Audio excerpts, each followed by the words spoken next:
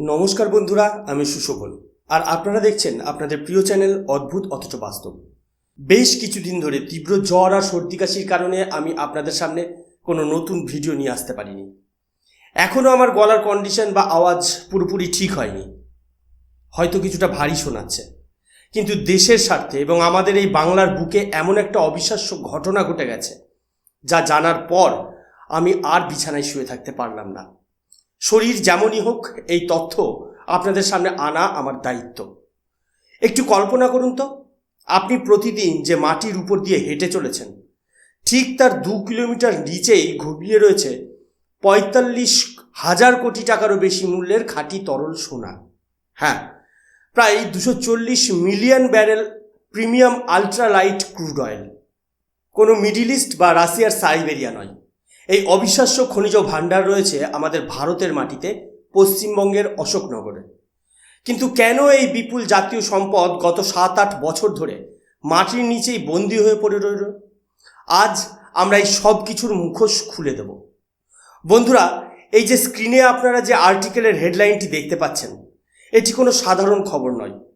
ভারত সরকারের তৎকালীন পেট্রোলিয়াম মন্ত্রক যখন স্পষ্ট জানিয়ে দিয়েছেন যে পশ্চিমবঙ্গ ভারতের 8ম তেল উৎপাদনকারী বেসিন বা বেঙ্গল বেসিন হিসেবে আত্মপ্রকাশ করেছে, তখন সারা দেশের ভূরাজনৈতিক মহলে শোরগোল পড়ে গিয়েছিল।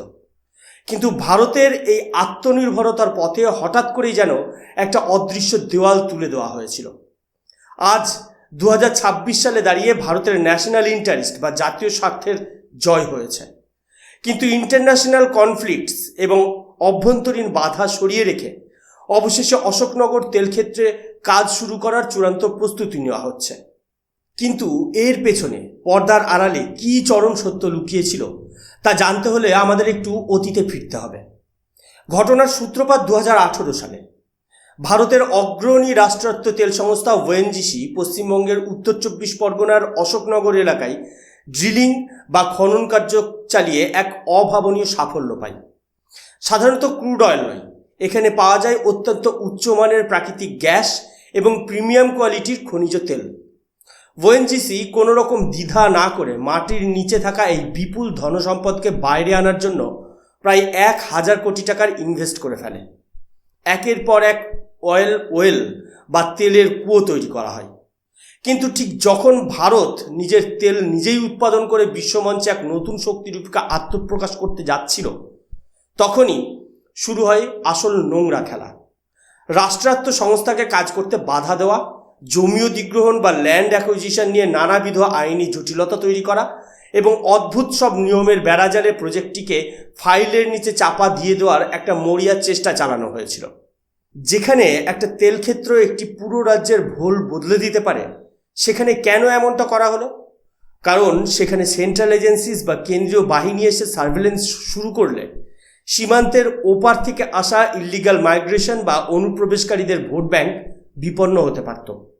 ভোট ব্যাংকের স্বার্থে দেশের এই বিপুল অর্থনৈতিক উন্নতিকে সম্পূর্ণভাবে প্যারালাইজড বা পঙ্গু করে রাখা হয়েছিল। বন্ধুরা, আপনারা যারা ভাবছেন এটি কেবলই একটি রাজনৈতিক অভিযোগ, তাদের জন্য আমি সরাসরি সংসদের অফিসিয়াল রেকর্ড স্ক্রিনে তুলে ধরলাম। আপনারা এই আর্টিকেলের হেডলাইনটি এবং ভেতরের সরকারি নথিটি ভালো করে লক্ষ্য করুন। এটি ভারত সরকারের পেট্রোলিয়াম এবং প্রাকৃতিক গ্যাস মন্ত্রকের একটি লিখিত জবাব। এখানে স্পষ্ট করে উল্লেখ করা রয়েছে যে ওএনজিসি 2020 সালের মধ্যেই তাদের আর্লি ডেভেলপমেন্ট প্ল্যান রেডি করে ফেলেছিল, কিন্তু রাজ্য স্তরের স্ট্যাম্প ডিউটি সংক্রান্ত জটিলতা, পেট্রোলিয়াম মাইনিং লিজের ফাইল আটকে রাখা এবং অতিরিক্ত রয়্যালটি দাবি করার কারণে এই প্রজেক্ট বছরের পর বছর ফাইলবন্দি হয়ে পড়ে থাকে।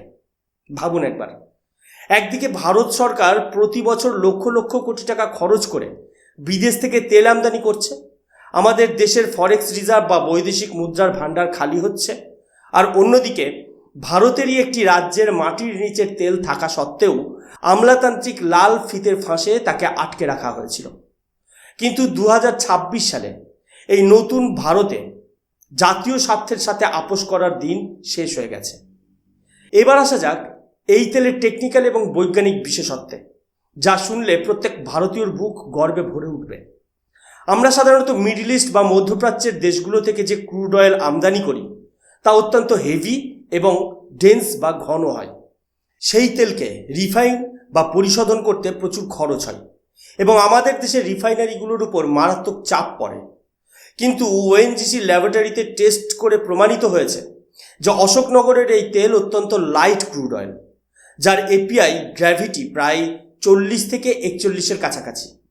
সহজ ভাষায় বলতে গেলে আমেরিকার টেক্সাসে যে বিশ্বমানের প্রিমিয়াম তেল পাওয়া যায়, আমাদের অশোকনগরের তেলের মান ঠিক সেই রকমই হালকা এবং উন্নত। এই তেলের ডেন্সিটি কম হওয়ায় এর প্রসেসিং ফি এবং পরিশোধন খরচ এক ধাক্কায় অনেক কমে যাবে।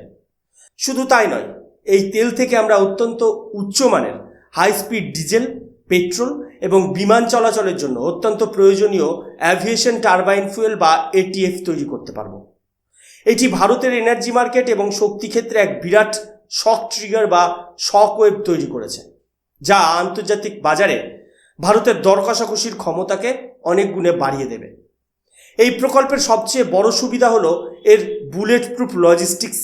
সমুদ্রপথে তেল আনতে গেলে আমাদের হরমুজ প্রণালী বা বিভিন্ন আন্তর্জাতিক চোক পয়েন্টের ভূরাজনৈতিক উত্তেজনার উপর নির্ভর করতে হয়, কিন্তু অশোকনগরের ক্ষেত্রে কোনো সমুদ্র পার হওয়ার দরকার নেই।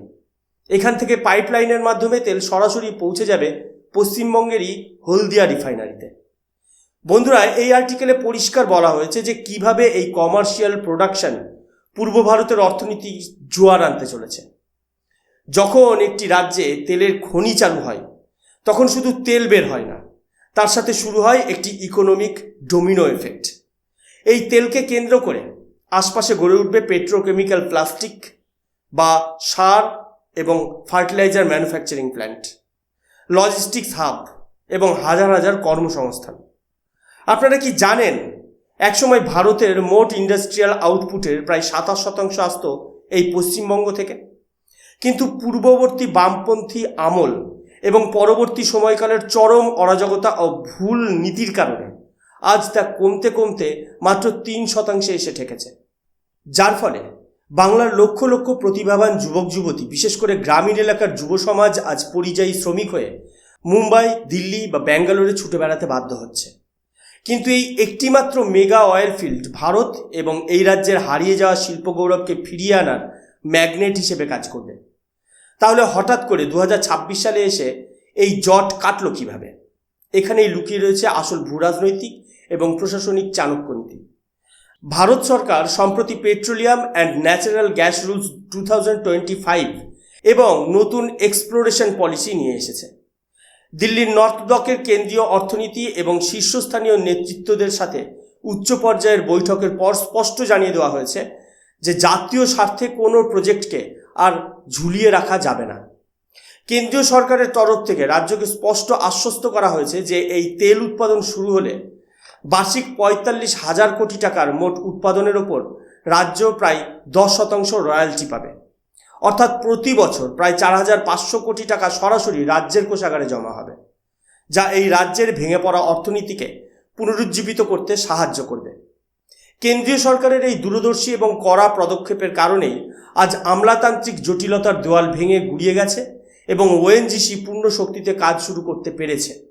এটি হলো শক্তিশালী এবং দৃঢ়চেতা কেন্দ্রীয় নেতৃত্বের আসল ক্ষমতা। বন্ধুরা, অশোকনগর তেলক্ষেত্রের এই পুনরুত্থান কেবল একটি খনি চালুর গল্প নয়, এটি হলো অন্তর্ঘাত এবং দেশবিরোধী মানসিকতার বিরুদ্ধে ভারতীয় জাতীয়তাবাদের এক বিরাট জয়। একসময় টাটা, ন্যানোর মতো বড় বড় শিল্প প্রকল্পকে রাজনৈতিক স্বার্থে যেভাবে তাড়িয়ে দেওয়া হয়েছিল, ভারতের এই নতুন অগ্রযাত্রায় সেই অন্ধকার অধ্যায়ের অবসান ঘটতে চলেছে। বিদেশি তেলের ওপর ভারতের এই 85% ডিপেন্ডেন্সি বা নির্ভরশীলতা কমানোর জন্য, আমাদের দেশের টাকা দেশের ভেতরেই রাখার জন্য এবং পশ্চিমবঙ্গকে আবার ভারতের শিল্পের মুকুট হিসেবে গড়ে তোলার জন্য এই প্রজেক্ট অত্যন্ত জরুরি। আমরা যখনই একজোট হয়ে দেশের স্বার্থে আওয়াজ তুলেছি, তখনই সমস্ত বাধা কর্পূরের মতো উড়ে গেছে। ভারতের এই এনার্জি বুম এখন আর কোনো স্বপ্ন নয়, এটি এক চরম এবং অদ্ভুত অথচ বাস্তব সত্য। ভিডিওটি ভালো লাগলে অবশ্যই লাইক করুন, বন্ধুদের সাথে শেয়ার করুন এবং কমেন্ট সেকশনে আপনার মূল্যবান মতামত জানান। এই ধরনের আরও দুর্দান্ত জিওপলিটিক্যাল এবং দেশাত্মবোধক ভিডিও দেখতে আমাদের চ্যানেল অদ্ভুত অথচ বাস্তবকে সাবস্ক্রাইব করতে ভুলবেন না। আমি সুশোভন। দেখা হচ্ছে পরের ভিডিওতে। ততক্ষণ পর্যন্ত ভালো থাকবেন, সুস্থ থাকবেন। জয় হিন্দ, বন্দে মাতরম, ভারত মাতা কি জয়।